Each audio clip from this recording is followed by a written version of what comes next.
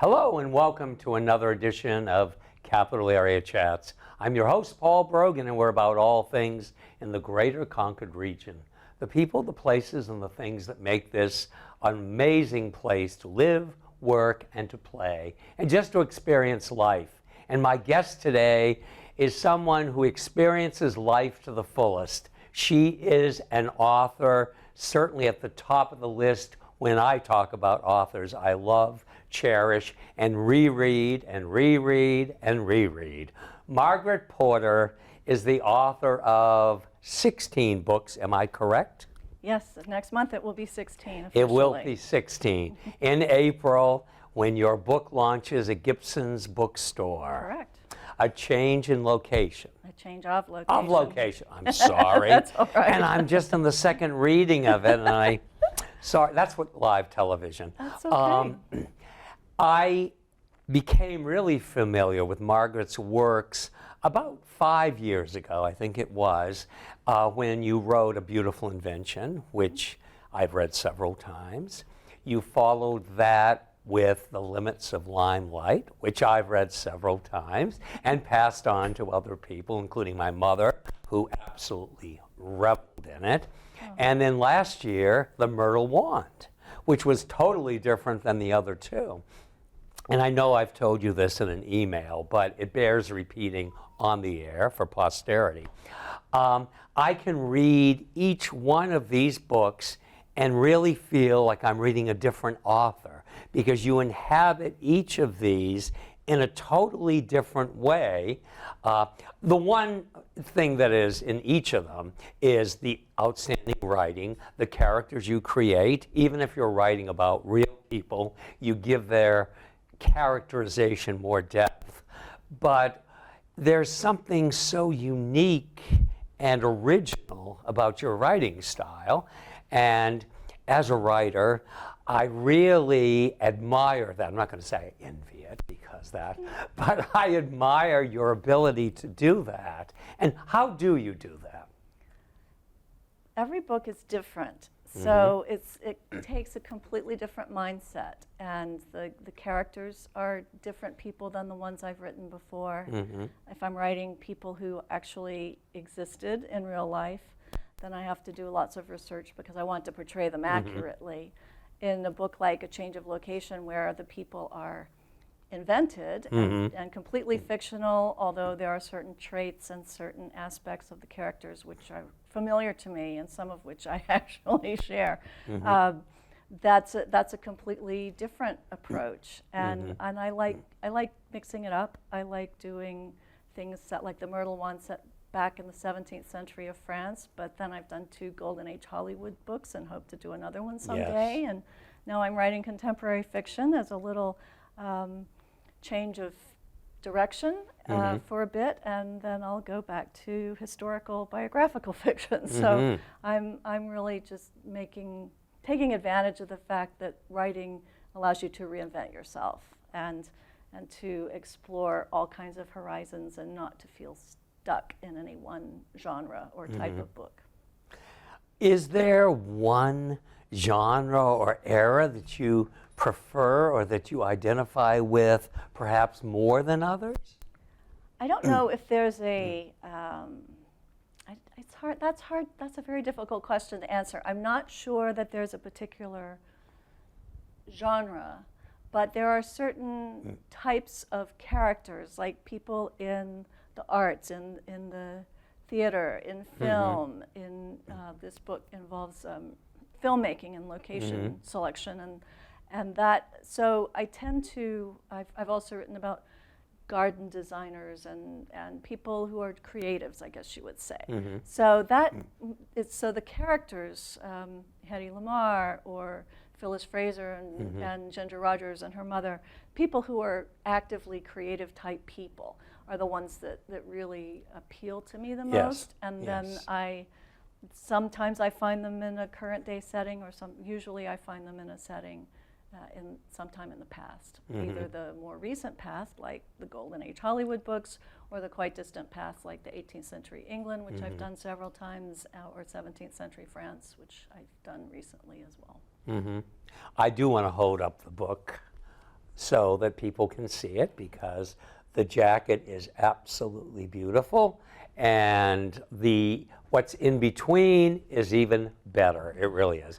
I was you. so excited about sitting down to read the book, because it was going to be totally different than the 3 prior that I had read, and you didn't let me down. I mean, you just had me from the beginning. Oh, thank you.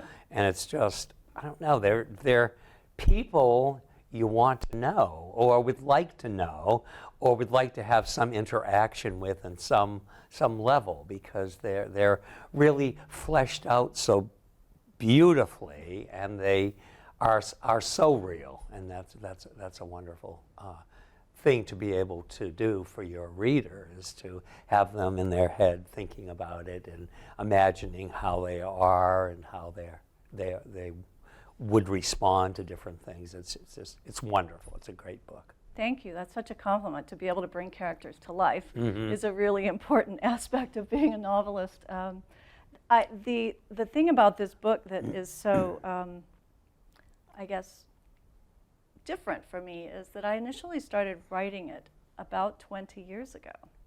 It was an idea that I had. I knew I'd been on location on films and television programs, and so I wanted to explore that. And so I wrote, I don't know, about half of it, I think, and then I set it aside. I was kind of in a crossroads in my career, trying to decide what I wanted to focus on, and so I took this as kind of a circuit breaker. I'm going to do a contemporary novel. It was sort of the challenge I set for myself. And then ended up having the opportunity to write another historical book, and so I set it aside. And the people lived in my head for that long a period of time. You've wrote the other 2 during the pandemic, and then you went back and started, yes. I had a very productive pandemic. I was very involved in writing, and I finished writing *The Limits of Limelight*, which was published during the pandemic, and then I wrote rather quickly *𝘈 𝘊𝘊𝘯𝘓, which was also published sort of at the tail end of the pandemic as we were coming out of it. And they were both heavier books in terms of some of the conflicts and family dynamics and plot points, and there were deaths, and I just was in a mood to have something that was lighter and more cheerful, more fun, even though there's some family conflicts and dynamics and some not so happy stuff, but and then the agony of heartbreak when you're in a developing romance and all of that. So I remembered that I had this half-finished book that was a contemporary book, and I thought, I think I want to revisit that. So I did. Well, obviously, technology in both filmmaking and our daily lives has changed massively in that period of time. So I had to introduce things like cell phones and cell phone technology. Communication was either easier or, depending on the circumstances, could be in itself a conflict. And that was a whole different area to explore. And then I decided to set the book in an area of England and Somerset that I know very well, and places in London that I'm very familiar with. And so that was just sort of like a armchair travel opportunity for me, which was fun. And then last year I was able to revisit all of the locations of A Change of Location, and to be able to just sort of add some of that detail in a fresher way, and find out if I described things correctly, and to more fit my characters into that setting. Well, the end result is mesmerizing, and so I would highly recommend viewers check it out, or drop by Gibson's on Thursday evening, the 18th of April at 6:30. At 6:30. And listen to Margaret Porter talk about the book and her process in creating it, and pick up a copy and get it signed at the same time, because Gibson's is an author's best friend and a reader's best friend. Absolutely, absolutely. And we are so fortunate. You have been having your book launches at Gibson's for how many years now? Do you remember? Well, let's see. I think since since 2015, I think, with the Pledge of Better Times was probably my first book launch there. That was, I believe that's right. So coming up on 10 years, I guess. Wow, that's great. It's always fun to be able to share a new book with friends and with strangers, and the book can be pre-ordered in advance and picked up on the night of the book launch, or anytime after publication day, which will be 2 days prior, will be Tuesday the 16th of April. Yes. And there's an energy about a book launch. If anyone has never attended one or gone, it is such a warm and welcoming experience. I mean, you will not leave there without having made a new friend or two, because people are just so happy to be a part of something like that. And I think it certainly speaks well for you as an author that the people that come, I often recognize some of them from prior book events, and they're always pleased to see me, and we chat a little, and there's just a wonderful camaraderie about it. And listening, as much as I love listening to you when you're on the show or just interacting with you personally, I always pick up new wonderful pieces about your writing skill, talent, or about the book I've already read when you talk there, and when you answer the questions from those in attendance, because often somebody will ask something that I hadn't even thought of, and then you provide the answer, and it just makes me want to go back and read it yet one more time based upon the new information that I get from the book event. Well, the questions are always the interesting part. You can't exactly prepare for questions. No. Sometimes they're basic questions, and people, I think, more and more are interested in how to get published, or the publication process, how many drafts do you go through, and things like that, just that writer type stuff. And then others are interested in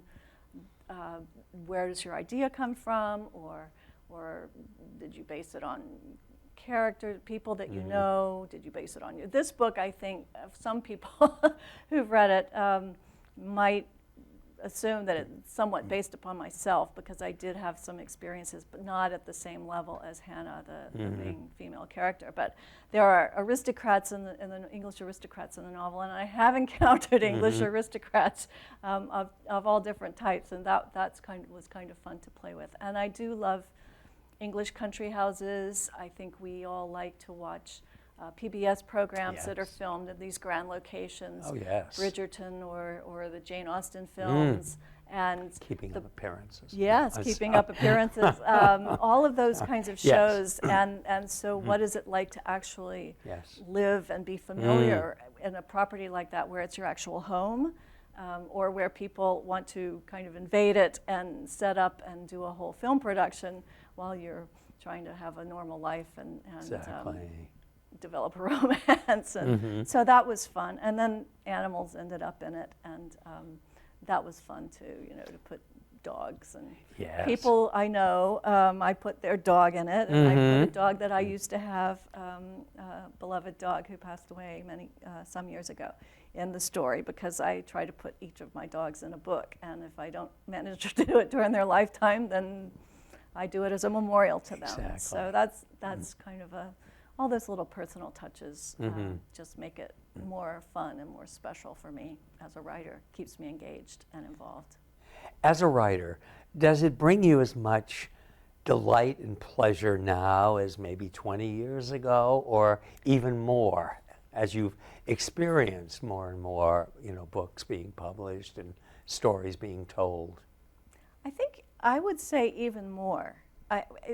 You can't, as an author, you can't replicate ever that experience of your first book being published. I mean, that's really the pinnacle. It doesn't, in a way, it doesn't get better than that. But the repetition, each one is special. So each time a book is published, it's just as exciting. Even if it's not the first, it's exciting in its own way as the first time for this particular book. So it's certainly got its own excitement. You know more what to expect from the process. The the aspects of promoting and marketing. I think we get a little more sophisticated and experienced in doing that part. And hopefully for authors, they have fun with it. I think some authors are not, they think, oh, I'm the writer, I want to sit in the room and write, and oh my gosh, my book's published, I have to go out and talk about it or sign it or meet people, and many authors are introverts, and they find that marketing and promotion part is not their favorite part. And for me, it's sort of like, oh, I'm coming out of hibernation, I've been writing this book, and it's been in my head, and now I get to explain what I've done and to talk about it and to get people's reactions to it and their questions about it. And so I think more and more it's just more fun. But every book is different. Each one has its built-in challenges, and you think you're never going to finish writing it. The one I'm working on now, I think I'm never going to finish it. I meant to finish it 6 weeks ago, and I didn't. And that actually turned out to be a good thing because the subconscious solved some issues and laid a path for me, which is proving very fruitful and helpful. So I think you have to also be patient with yourself as a writer and understand where your strengths are and when you might need to take a break, and when you can set things aside and say, okay, a book is coming out, so now I can focus on that for a little bit and take a break and come back to the writing afterwards. This is book number 17 that you're talking about? It is book number 17, yes. Wow. Yes, it's another contemporary book. It's not purely a sequel to this book, but it's connected to this book, so that some of the characters in this book will reappear, which is always fun. Oh, absolutely. I did that quite often early in my career. I would have carryover characters until by the 4th book, when these same people are tromping through the story, it's sort of like, okay, I'm tired of these people. I need to meet some new people. I need to invent some new people. But yes, the next book is. And again, there's a show business component to that one as well. So I can't. And then the next historical novel also has a theatrical background. So that seems to be my little That's exciting. area. Yeah. Good. That's wonderful to know. Yes, yes. Do you ever get tired of people asking for your advice on whether or not they should pursue a career in writing? Oh, absolutely not. I love it. I love mentoring people who are either contemplating a writing career or hobby, or trying to determine how to get published, or interested in having an agent, or want to attend a writers' conference and want a recommendation for that, or invite me to speak at a conference, or at the sidebar conversations that you have at writers' conferences or other kinds of literary gatherings. That is just so much. It's just very rewarding to be able to help people find what their lane is in terms of their writing. And some people aren't quite sure, and so it's a process of self-discovery. But really, my primary and best advice to people who want to write is write what you love, write what you read, write what interests you and that you're enthusiastic and excited about. Because if you're not, then your reader won't be. And don't try to write to the market and what's popular or what's on the bestseller list, and say, oh, well, I'm going to make $1 million and be on the New York Times bestseller list if I write this kind of book. If that's the reason you're writing it, that's probably not going to work out the way you hope. Exactly. And of course, here in New Hampshire, we're fortunate to have the New Hampshire Writers Project, which is so supportive and encouraging and nurturing for the writer community. All kinds of opportunities, and their 603 conference, which will be coming up in early June. Wow. Yes, so they're a wonderful resource. It is. And of course, here in Concord, we have a wonderful community of writers, too, that have connected through the years and continue to interact and to continue to nourish each other, I think. Right. I always say writer friends are the best friends. They are. We do tend to talk shop quite a lot. We do. But that's all right. We learn from one another, and we support one another. Oh, absolutely. And if my park ever gets completed, I owe a great debt to you, because I've learned so much from you, just from our conversations and from reading your books and getting a better understanding of descriptions. You have a way, your descriptive writing brings something so vividly to mind and to life. And I love that about your writing in particular. And it made me realize that the way I was writing the park, I needed to have more of that to really, if I wanted to create 1962 Concord for someone reading it who wasn't even born or thought of at the time, I needed to, take away some of that you use that makes something jump out at the reader. And that's one of many things that I admire about you. So. Oh, well, thank you. That part of it, description, that's an immersive process. You're not simply conveying information. Exactly. Facts or, narrative can be very tricky because you have a lot in your head. You want to get it on the paper, but for me, putting it through the eyes and the ears and the thoughts and the experience of the character is what will draw the reader into a particular scene or a particular emotional moment, or just the surroundings and what they might spark for that character in terms of their memory or their prior experience or their hopes, what they hope will happen, and that's it's a technique, but it's easy to do once you've got the hang of it. It's not that hard to start thinking in terms of character description from a perspective of a character. Do you write every day, pretty much? Or? Well, I do something writing related every day. I don't. If the closer I am to deadline, then yes, it's not just every day. It feels like every hour. But I try to do something writing related every single day, and it could be. It can be researching for a book that I'm writing now. It could be researching for a book that I'm writing next. It could be researching for a book that I think I might want to write, but I just want a little bit more. So if the words aren't flowing, and if I feel kind of stumped, or it's just the kind of day where I can always tell. Usually, if I haven't gotten anything on paper by noontime, it's sort of like, okay, this day is a dud. Then there's always something to do. Yes. And then there's editing as well. If I've completed chapters, I can always go back and start tweaking, and that will often draw me right back into the story, and then I can pick up from where I left off. So sometimes it's mind tricks, just to sort of get into it. And then the other thing that really is inspiring for me is to read other writers and to make the time to read another book, because reading a good book, I don't read bad books. Reading a good book is what will inspire and excite you enough to get back to doing it yourself. So for me, the reading part, making the time to read, is very important. And again, if it's not a wonderful writing day for whatever reason, then it's an opportunity for me to read. So it's not lost time as far as I'm concerned. Exactly.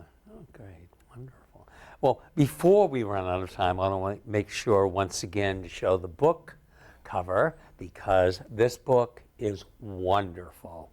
I highly recommend it, and I urge everyone to read A Change of Location.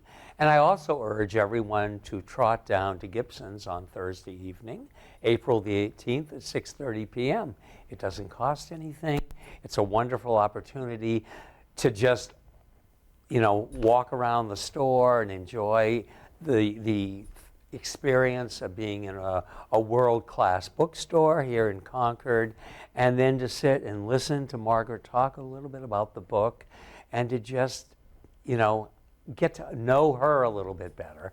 And your prior titles are still available. Yes. Should someone read this book and decide, I want to read some of those other titles, so they can get those. Some of them are available at Gibson's, correct? Yes, they're on the shelves, I think in two places. I think they're in the regular shelving part, and then they're also in the local author part, and they kind of make sure to have stock in both areas, which is very nice. So you will want to, if you love this as much as I do, you're going to want to read some of the others, because we have a treasure here in our community, and we're very lucky, and I don't mean to embarrass you by saying that, but you know how I feel about your writing and you as a person. And even if I didn't know you personally, your writing speaks volumes to the readers, and that's something that's very important to someone who grew up reading and reading and reading, because that's what we did. You didn't sit down and have 300 channels to choose from. You Right. pulled out a book in the evening and you read. Yes. And, Or a cell phone to scroll through and social media. I know, I None know. of that. So, you know, it just, your books just bring a certain comfort and a keen anticipation as to what's going to happen next to the characters that you've created. So, Well, thank you. You're a writer that I respect very much, Oh, and a thank you. friend whom I cherish. And so Thank to you. hear such words from you is very, very meaningful. And I thank you for that. well, I will be there on the 18th. We will be there at 6:25. And, but Get a good seat. Yes, exactly, because there will be a big turnout as I hope usual. so. You have a great following, and deservedly so. So, once again, you've been my guest more than anyone else on the Aw, show that's in an the honor. last 6 years.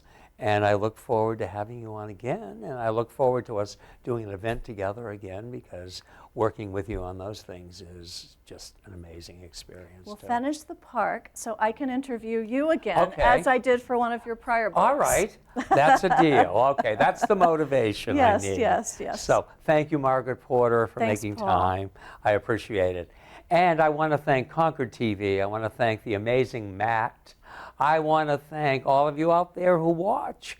I get great comments and emails or online or on YouTube about what you think of the show, and I appreciate that. And we'll continue to try to bring you a nice variety of topics and great individuals who you might not know about or want to know even more about.